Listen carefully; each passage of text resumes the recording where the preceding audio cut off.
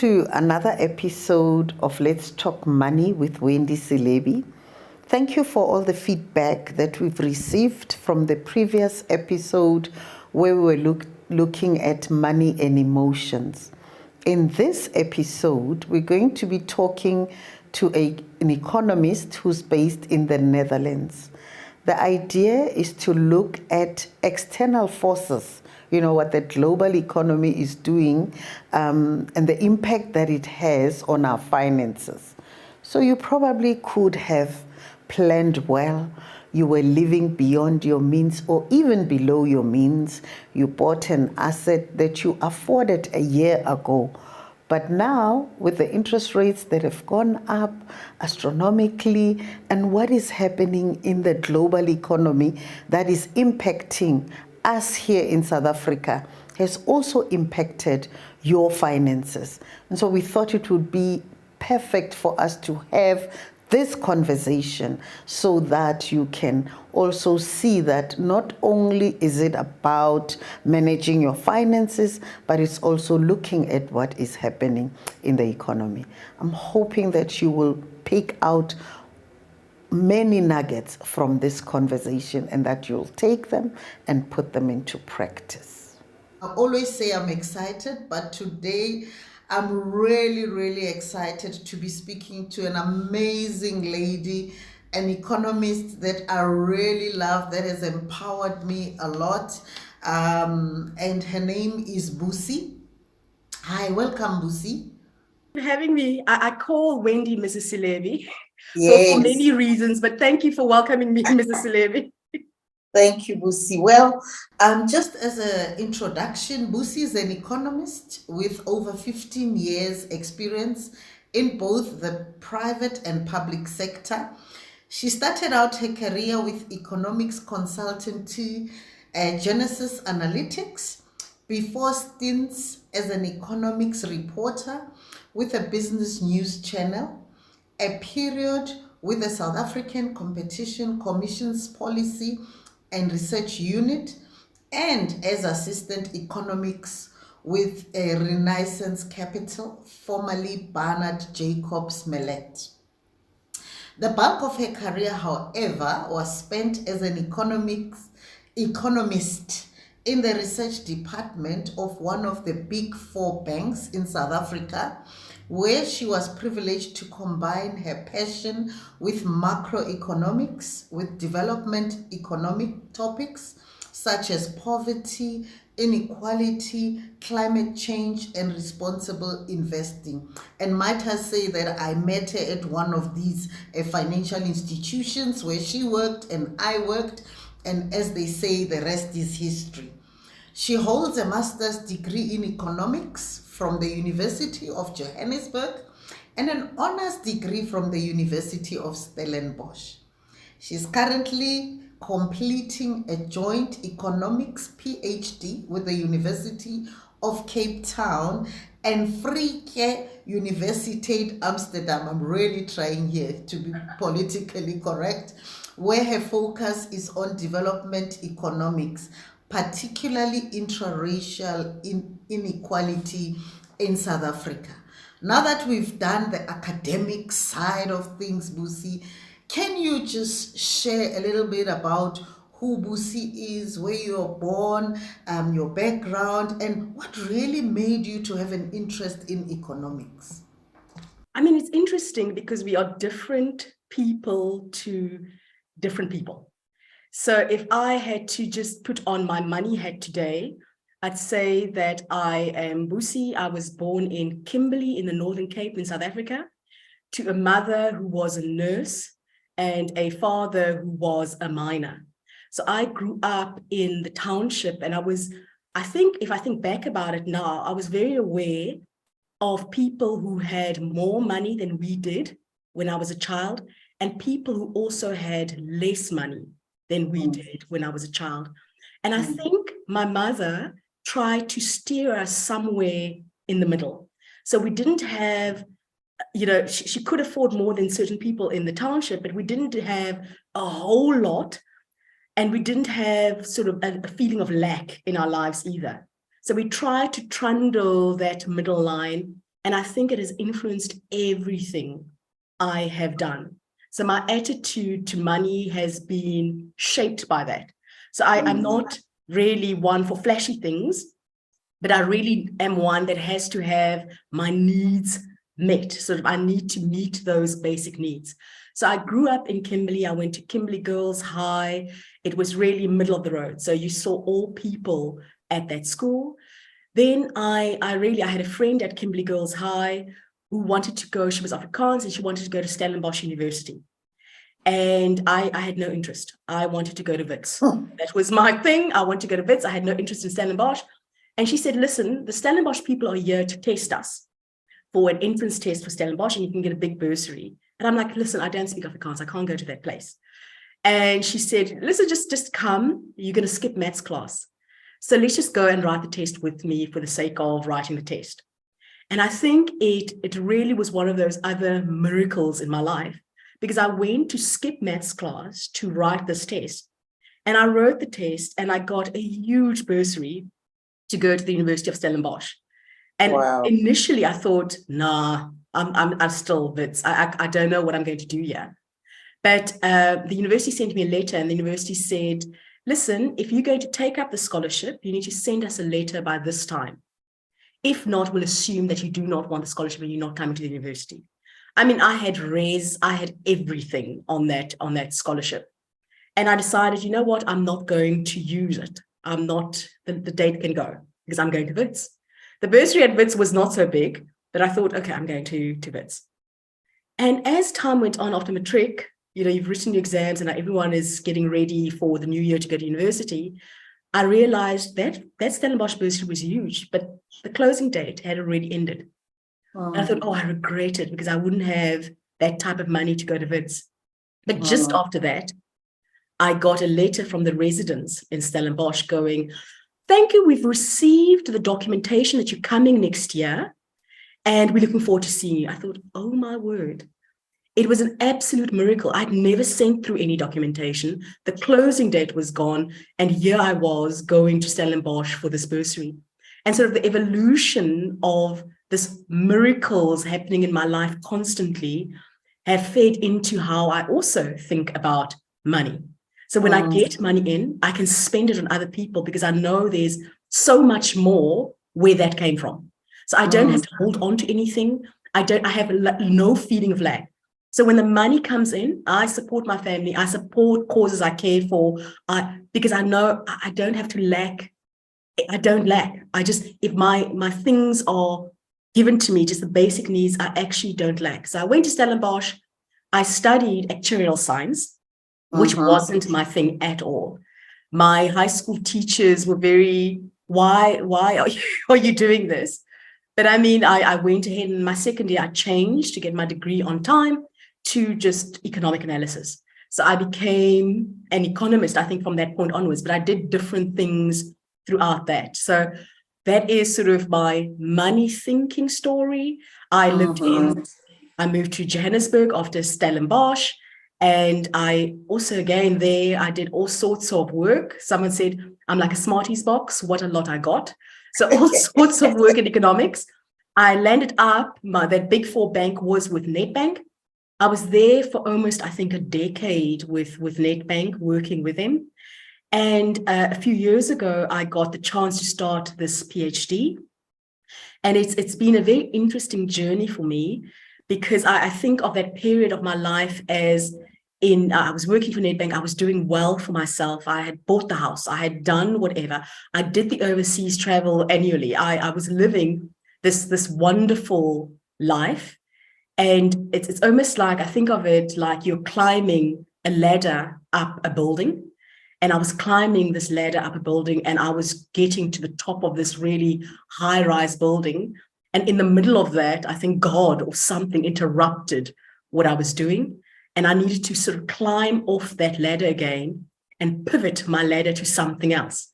And I pivoted this ladder, miracle upon miracle, to come to the Netherlands to do part of my PhD. And now actually I can say I have moved here and I'm in a different money context than I was in South Africa. So that's where I am now, just the one aspect of who I am. Yeah. Wow. What a journey it has been. Hey, Busi, and I think from what you're just sharing, it's very encouraging for someone that's watching, that, even when you are right at the top, you can still do something different, pivot to a different direction. It's never too late for you, to climb down and do something different. You will again rise up, and achieve those things that you want to achieve. And I must say that, sure, when you went to the Netherlands, I thought it would be just for 12 months. And every time we chat and you tell me, hey, I'm staying here, I'm lecturing, my heart just sings because you taught me quite a few things about the economy. And just for those watching, I mean, when I started off working at the bank, I thought that the obvious career would be to do a BCom in economics. And of course, I failed accounting and economics badly.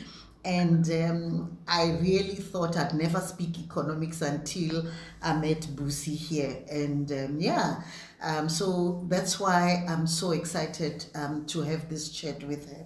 So Busi, maybe let us start, chatting about that topic for today and really discuss how the economy has had an impact, on our finances.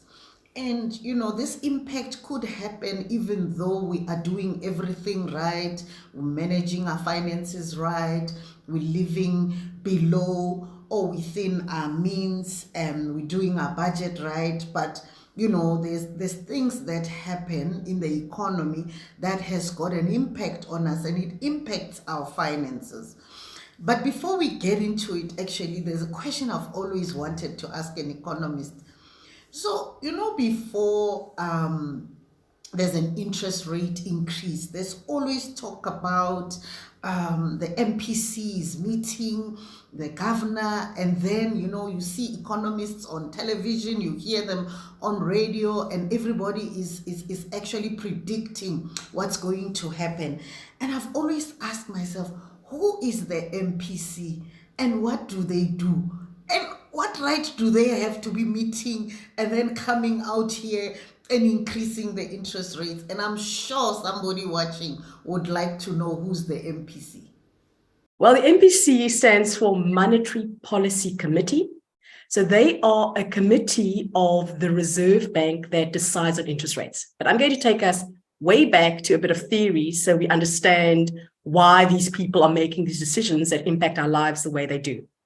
So if you just think back to before COVID, how much a loaf of bread costs, and you think to now how much a loaf of bread costs, there's a big difference. My mom, when I was a child, you would go for 2 Rand. That was a loaf of bread that you could buy a loaf of bread for 2 Rand, but the price looks completely different right now. And the reason that price looks so different and so much higher, what has happened to that price, something has happened that is called inflation that has fed into that price. So inflation is a sustained price increase in the economy. Now, if your salary remained the same price and bread went from 2 Rand to 17 Rand, you can actually buy less bread for the salary that you have. So inflation is almost an erosion of your income. So you do not want to have a situation where inflation is out of control, where I've got my money, I earn 100 Rand, a loaf of bread used to be 2 Rand, and now a loaf of bread is 20 Rand. I get way less loaves of bread. So I don't want inflation to get out of control where a loaf of bread will now be 50 Rand and a loaf of bread will be 100 Rand. And all of a sudden I can only get 1 loaf of bread for my money that I have. So inflation is that. And the job of the Reserve Bank in South Africa, one of their jobs is to protect your income, sort of the money that you have. They want to protect it by keeping inflation under control. So in recent years, we've seen the prices of goods in the supermarket increase dramatically. So one of the reasons these prices have increased dramatically has been what's happened to the price of oil because of what's happened in Ukraine or all sorts of things there, how that has fed into the price of petrol.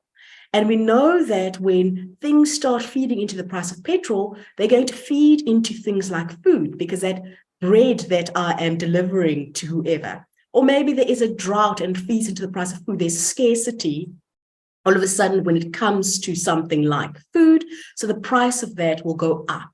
So the Reserve Bank wants to protect this value of the rand. So they want to protect the value of the rand. So they want to control inflation.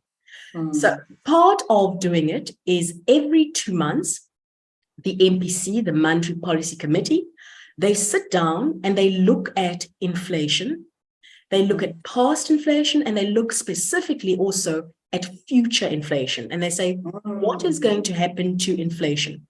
If they see that inflation is increasing out of control, they have to look at it and say, is this increase of prices in the economy, inflation, is this a sustained increase, or is it just a temporary increase? If they see that it is a sustained increase, it wasn't just a temporary thing that is happening, then they say we must do something about it. And one of the options they have at their disposal is to say, okay, we're going to increase interest rates to try to affect what happens with inflation. So what is this increase of interest rates doing? If you increase interest rates and inflation is stemming from us demanding more goods in the economy, what happens if you increase interest rates? It makes everything more expensive. So you will spend less in the economy because everything's now expensive. I'm paying more for my mortgage. I'm paying more for my car. So I've got less to just go and spend a lot in the economy over there.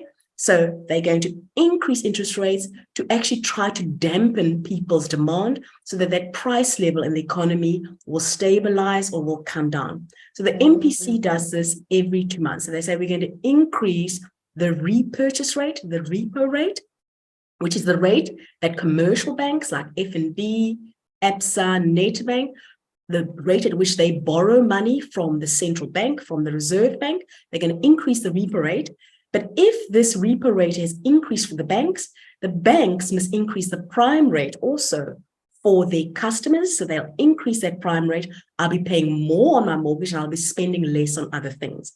Theoretically, textbook-wise, this is what is happening. And these people in charge of the MPC are the ones that then vote in their meetings. So economists at the Reserve Bank come and they present what is happening with inflation to them.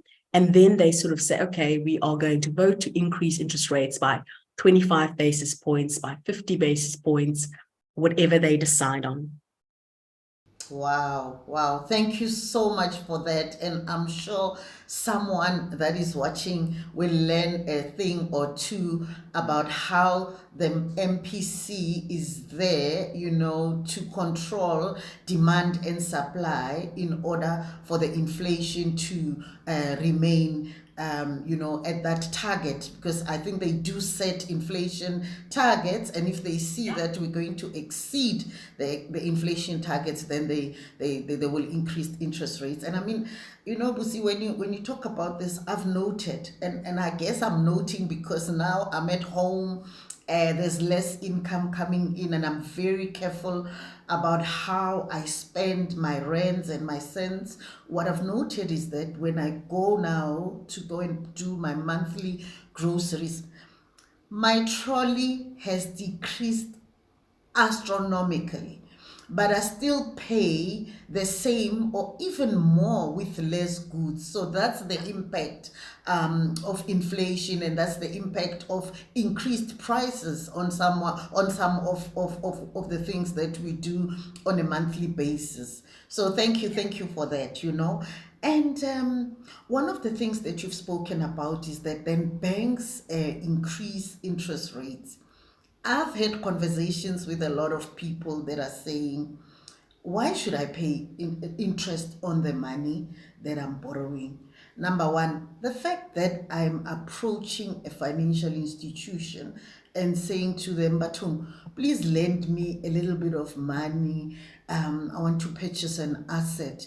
And we know Maslow's hierarchy of needs, a home, a roof over your head is very important. So I'm approaching them, I'm saying, please, man, lend me this money, let me purchase this asset, and then I'll pay you back. But here they come and they say, we're going to charge you interest, making my life even more difficult. Why do they do that? It is a big economic question that I think I come from two money contexts. I come from a banking context where I looked at this and I said, banks must make profits somehow. And that is the one capitalistic way of thinking about it. But then I've sort of moved to a more research context and I've got a different idea about it. But the reason why we must pay this interest is that banks must make money. They must compensate also for the risk. So, for instance, banks bring together people who have money and people who actually need to borrow some of that money. So I go and I have money and I deposit my money into the bank. And I say, I've got a surplus, so I'm going to deposit it into the bank. And then on the other side, there's someone who actually needs a home and does not have that surplus money. And have to go now to the bank to say, can I borrow this money? So the bank will look at this person, they look at their risk profile and say, will this person be able to pay this money back or not? So that's the one thing they look at now. And maybe they'll stress test it a bit and say, and maybe if interest rates increase by however many basis points, we're going to test if this person will still be able to pay. We'll see their affordability to what kind of risk they are. But I've also put my money into the bank. So I need to and the bank also needs to work with the central bank, with the Reserve Bank, to say, we've got this money in, we can lend this money out to people, but we need to keep some of it here. And we also need to, if that person is risky, we need to mitigate somehow and say, we're going to charge you interest for this risk, this someone else's money that we're giving you, and the bank makes profit this way. And if the Reserve Bank says, you know what, we're going to increase the repo rate, the bank must also increase their prime rate because that's the rate at which they borrow. So that's why I'm charged interest. So it is the risk. And then people need to make money. The bank needs to make money and pay me interest because I put that money into the bank. So that's why you unfortunately need to pay this interest on a mortgage. But there's a bigger thing to be spoken about here, and it's a very capitalistic thing. I remember a few years ago watching a video that stayed with me for a long time. It's the most un-South African thing ever. But they were interviewing a woman, I think she was in Canada or something. She was a hippie. And she was living in a van, like sort of she built up the van and she did whatever. And the guy started asking her and said, you know, why are you doing this? Why haven't you just gotten a flat or doing whatever? And she said, I've got the right almost to, not even almost, I've got the right to live here on earth. Look at the birds. Do they pay rates and taxes? Do they do this? Do they do that? The birds absolutely don't. So it's theirs. Like, I've got the right to also be here on earth, but we're living in a system where we don't have sort of social housing, enough social housing for people, so they don't pay these high interest rates. So people need to make a profit out of this. We've got big companies in America who are investing into real estate and making things impossible. So the system is also working against people. It's a roof over your head. It needs to be the thing that you actually have, but the system is also pushing up against you. So you have to pay interest rates because the system is also very messy. Okay, wow. Okay, what a mouthful, hey? And what a lot you've just shared here. And one of the things that I pick up from what you've just said around how banks would then charge someone an interest rate, or what determines the interest rate level that you'll be charged, is based on your risk profile. And your risk profile, actually, you determine whether you're going to be charged a higher interest rate or you'll be charged a lower interest rate by the way that you conduct yourself with the credit that you've been lent. Well, we're going to be addressing this in another episode where we'll just talk all things credit, but I just thought it was important that we bring that up to say, because a lot of people don't understand why they charged probably 13% and another is charged 7 and another 25. It's really about your risk profile. How do you manage your credit? Do you pay your accounts on time? Do you have too much credit? Are you overexposed and those kind of things? But we'll talk about this at another time. But thank you so much. And then when you were talking earlier on, I think you went macroeconomics on us there. You spoke about globally what happens when the oil prices go up, the petrol price here goes up as well. And to be quite honest, I've never understood why what happens globally should impact us here in South Africa. I mean, even if you look at the map, we are so far away from those people. Why do we get impacted and then prices go up and our finances are impacted? I mean, it's a thing with globalization, right? So something like oil the price of oil is not decided locally in South Africa. The price of oil is a globally decided price. So I can't say the price is decided globally, and that goes up. I don't even make oil in South Africa. So I don't have oil in South Africa. I had a professor who said, if they find oil in South Africa, he'll be the first person to drink a glass of it. We do not have oil. So this price that is determined globally, I need it for my inputs locally. So we're not an island somewhere in the middle of nowhere with no interconnected things to anywhere else in the world. We export things outside. We have to import some raw materials. So we don't have everything we need to survive in South Africa. So we do need these global inputs as well. So the price of something very, very far away actually impacts you here in South Africa. So we've got coal that we export in South Africa, and then we've got oil that we import in South Africa.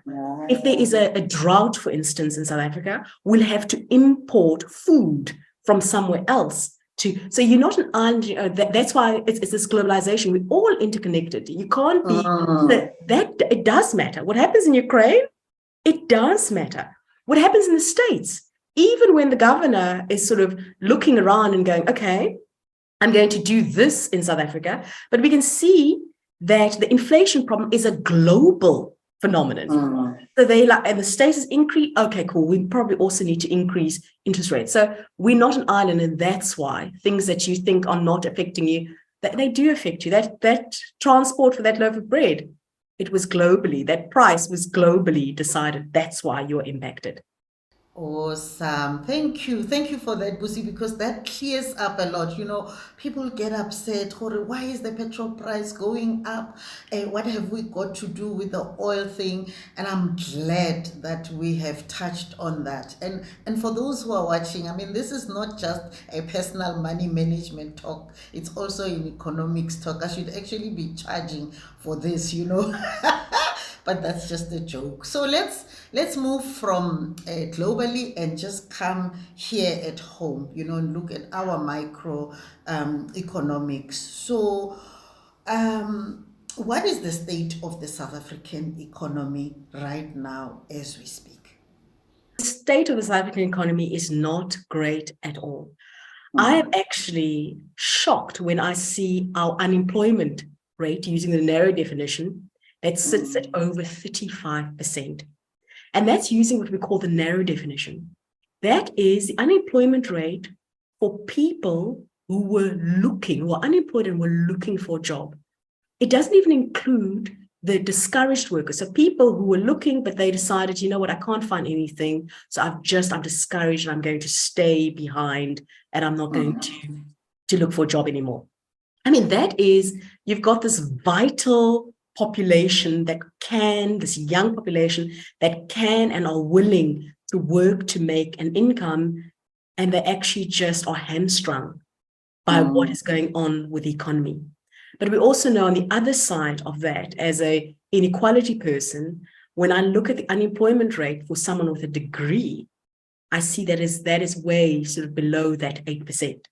So South Africa is in bad shape, but it's also, as Thabo Mbeki said, an upstairs, downstairs economy. So we have the downstairs that are very, very poor and struggling through this. And we've got the upstairs that are just living in a completely different world. You have Sandton on the one end, and you've got Alexandra just across the road on the other end. There is a reason why we are one of the most unequal countries in the world. So we take a competition with Brazil there. So the state of the South African economy is not good. The economy is not creating jobs. We were focusing a lot on what we call monetary policy. That is what the Reserve Bank does. But there's something else also. It's called fiscal policy, and that is what government does to try to stimulate the economy and protect the economy from all sorts of things. And I think when we come to the fiscal policy side of things in South Africa, that's one of the places we have failed in a big way. So when it comes to fiscal policy, it must be sort of money that we spend on schooling, other ways to stimulate the economy. I use a great example. The electricity prices went up tremendously, sort of all over the world. You know, it was really, it's been a horrible thing. I'm living in the Netherlands, and they decided, okay, government is going to step in fiscally and help people out with electricity.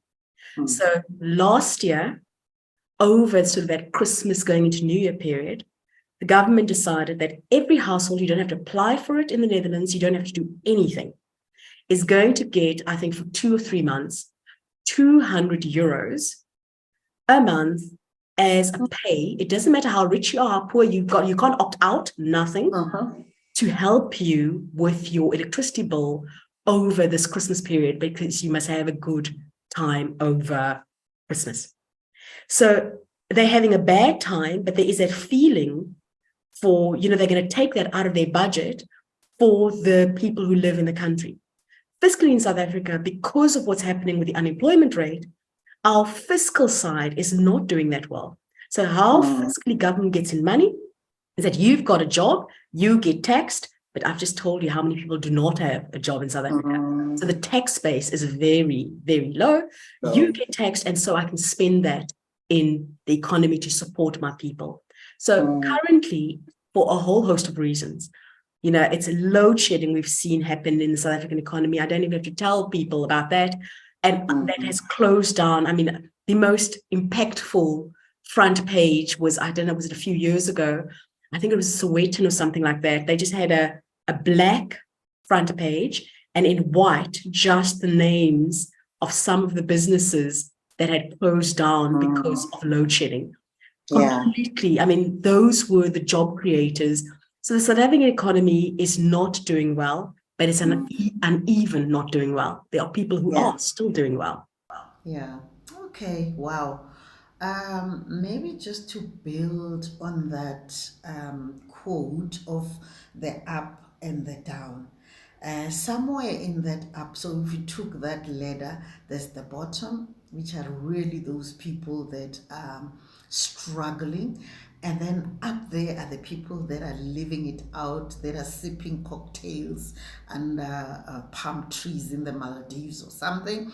And then in the middle, there's what we call the middle, the middle class. And I want to believe that because they are right there in the middle, they've also been impacted by what is happening.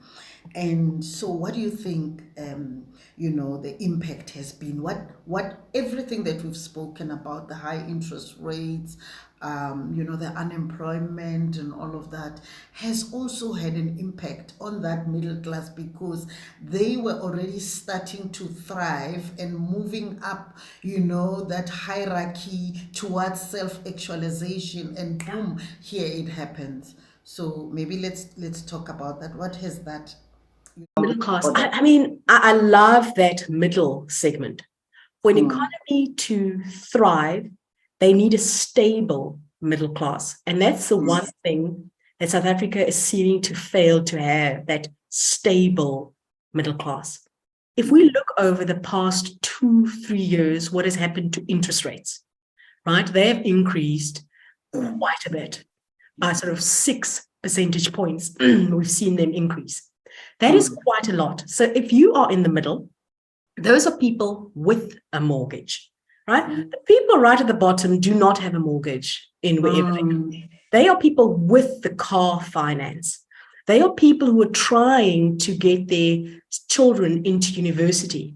They are people who say, you know what, I had maybe a lifestyle that wasn't so great when I was growing up, and I want to give my child a better lifestyle. So I'll take my child to a former Model C school. If we have 2 incomes, I'm really going to work really hard to get them into that private school, but barely. I'm going to really, those people have been really impacted by what has happened. And there are those people in the middle class. And this is where I think my job today is to let people off the hook and not gaslight them and say, you know what, you are in trouble now as the middle class because you were spending way above your means. You could have started 2 years ago with a house and you could have been living below your means. But what has happened with interest rates is they have increased so much that house now, that house payment, that car payment is so high that you are seemingly living above your means. Part of it, the middle class, I really have a passion for them because part of it is not actually your fault. We need to stop saying, because I read something so beautiful where they said the saying that you need to pull yourselves up by your bootstraps has been so corrupted by capitalism, because the origin of the saying was that's an impossible thing to do. You cannot pull yourself up by your bootstraps. But now we've sort of defined it to mean it's a difficult thing, but if you try really hard, try pulling yourself up by your tacky laces. You cannot pull yourself. It's an impossible thing to do. So we also have this thing towards the poor middle class, and we're going, listen, you shouldn't worry about what your neighbor is spending. Yes, there is an element of that, what your neighbor is spending, what your neighbor is doing.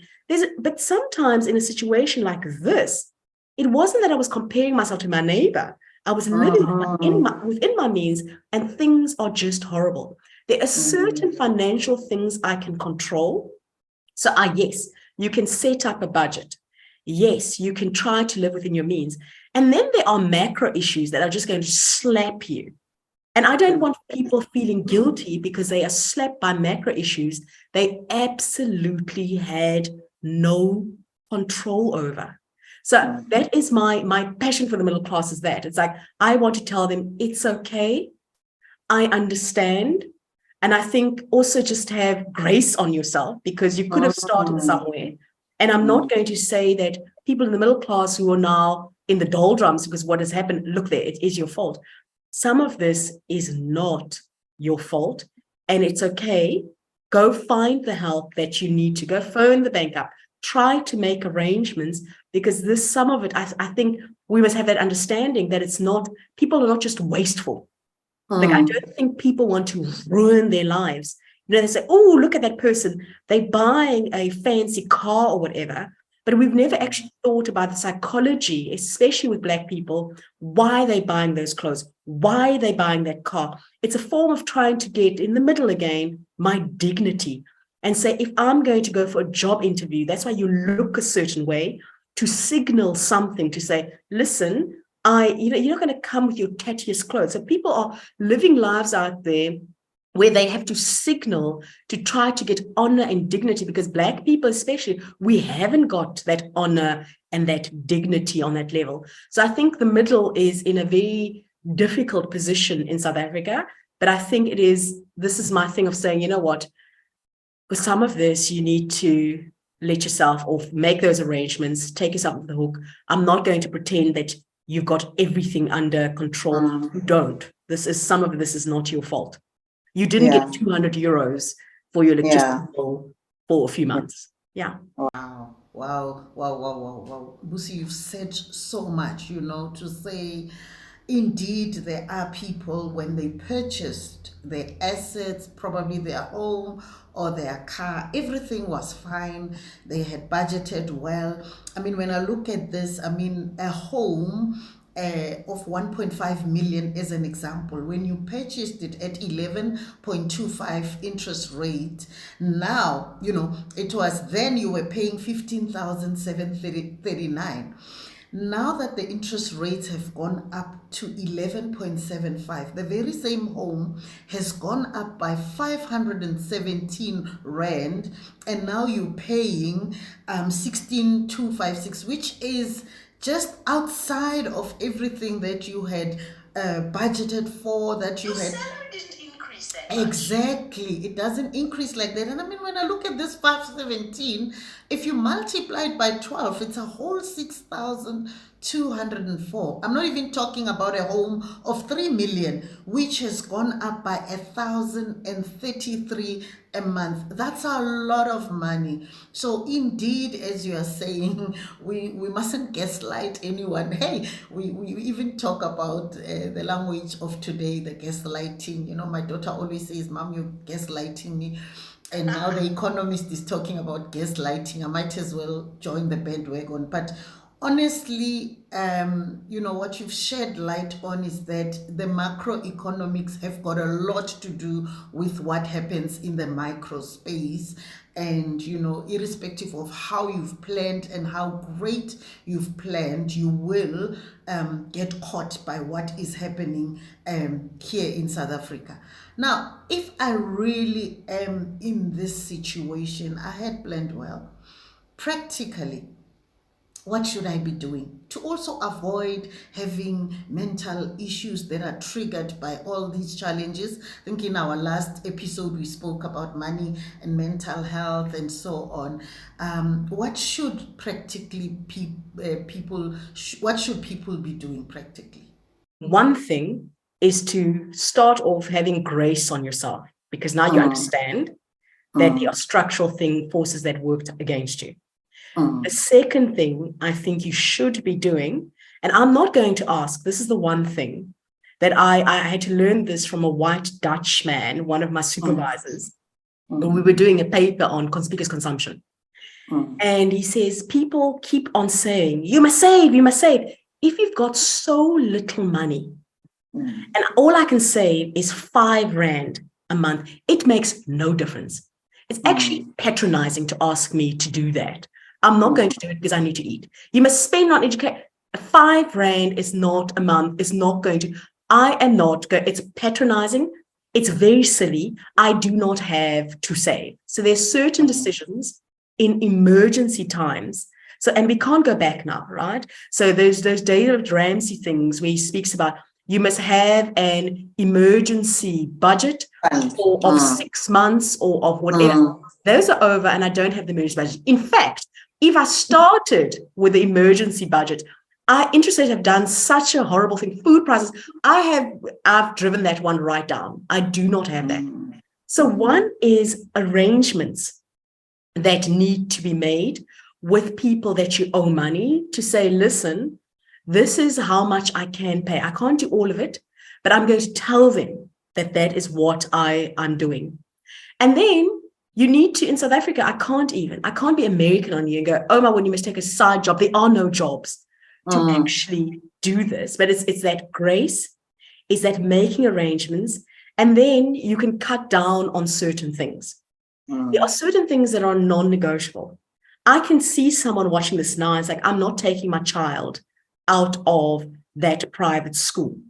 Yeah, that is a value of yours. So keep that child in the private. Keep that child. But then you must find out, what can I actually change here? Maybe I can swap my car to a cheaper car that I don't need to take that child to the private school in my Range Rover. It's like certain things, just I need to sacrifice. You need to absolutely eat. Like you absolutely, there I can swap my car around. Houses are a terrible thing at the moment.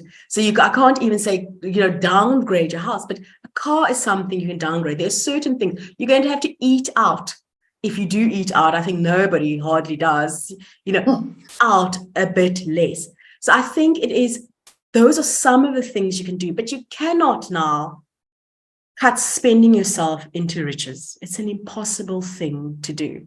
It is, those are the practical things you do. And then it's waiting out the cycle. Literally, it's wait out the cycle. There were some hints that the Reserve Bank is going to pause. There's some hint they're going to pause this rate hiking, this increase of interest rate cycle. Let's hope there is that. I was looking at some forecasts of what inflation, because the Reserve Bank wants to keep inflation between 3 and 6%, what inflation is going to look like next year. And we can see it sort of really moderating to under that 6 again. So really, that means these rate hikes have probably worked to do this. So I think it's to wait out the cycle. And when you wait out the cycle afterwards, then you're going to have to go to the David Ramsey basics again, like an emergency fund. You do not forget what has happened now, because it's not the first time in South African history that this has happened, right? We've had it in the past too. Maybe I need to live like the Dutch, which just surprised me, like far below my means when things become better, and say, I know these hard times. But I also don't want to put that fear into people, because there is something that, how your parents thought about money and their attitudes and the way they thought about money impacts you far into the, and I don't want to regenerate fear into children, but it's like make arrangements, let children see that I'm making sacrifices, that I'm swapping over. Explain, we don't talk about money, right? Explain to your children, you don't have to give detail, but explain why you're doing what you're doing. So, it's really, it's that, and then the cycle.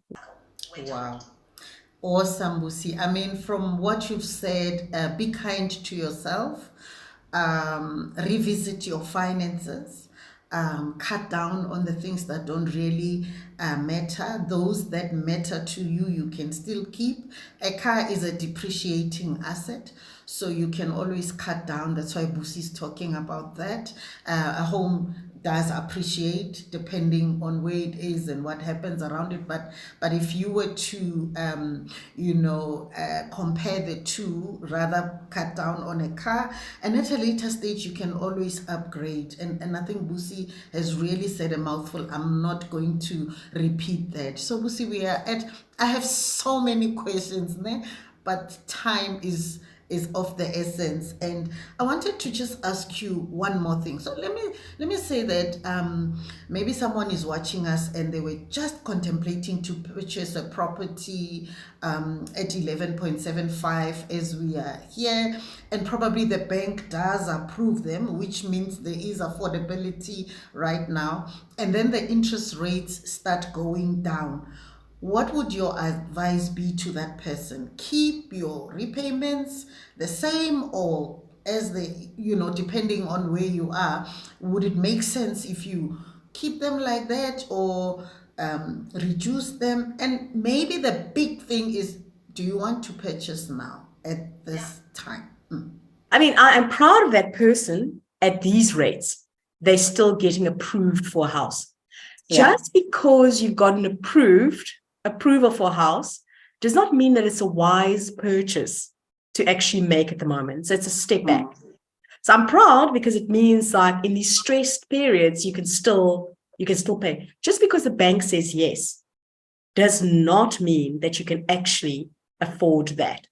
So think about it and say, if interest rates had to increase by another, whatever, 6 percentage points, would I still be able to afford that? And then if you're going to buy a property, it needs to be sort of the smallest one that's comfortable enough for your family. I get it, especially with Black South Africans. We want to, because we were kept sort of behind so much. I want to do the big thing. It's like the smallest one, the cheapest one, the smallest, cheapest one that is comfortable for my family. So think about that. So that if you're approved, then I'm going to get that one. And in an environment where interest rates come down, do not drop that payment. Because the first few years of your mortgage that you're paying are really like almost purely interest. So it's something called amortization. So the first few years, you have that much of capital that you're paying off and that much of interest that you're paying off. So you really, you're just paying interest.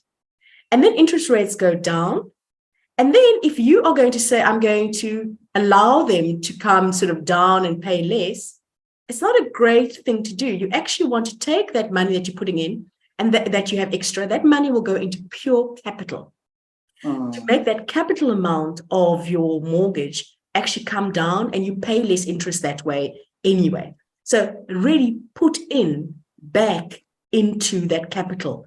Put in, as the interest rates come down, you keep it there so that you can actually pay in that capital. So that's one thing I would advise you to do. But to begin with, think about it. Just because the bank, I've talked to you now about capitalism, just because the bank says doesn't mean so. And then keep on pumping into that capital. It's just the wise thing to do. Awesome.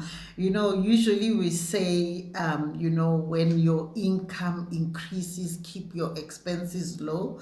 In this case, we're saying if interest rates come down, keep your installment the way that it was, so that you start attacking the interest and start paying off the capital much quicker. Well, Busi, this has been an amazing, conversation. And it's at this time that I always ask my guests to just drop a seed of wisdom, your closing nugget, to the people that are watching the podcast.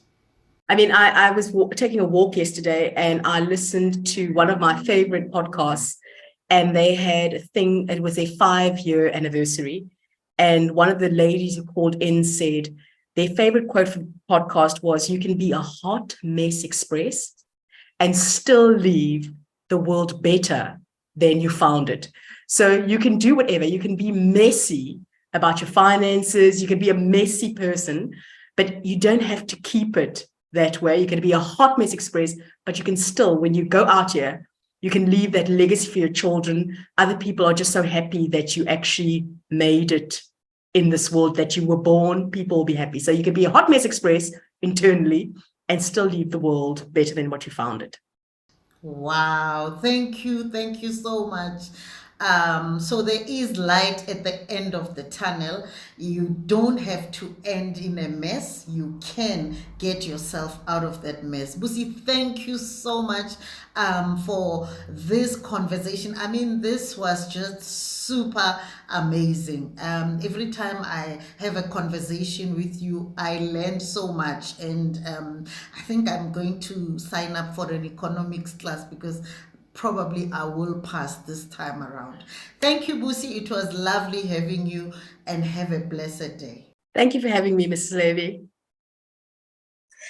And to you, our viewers, please like our podcast, subscribe, and share. I think this information that you've received today is too powerful for you to can keep within. Share with your family, with friends. Most importantly, click on that little bell and subscribe. Bye, Busi.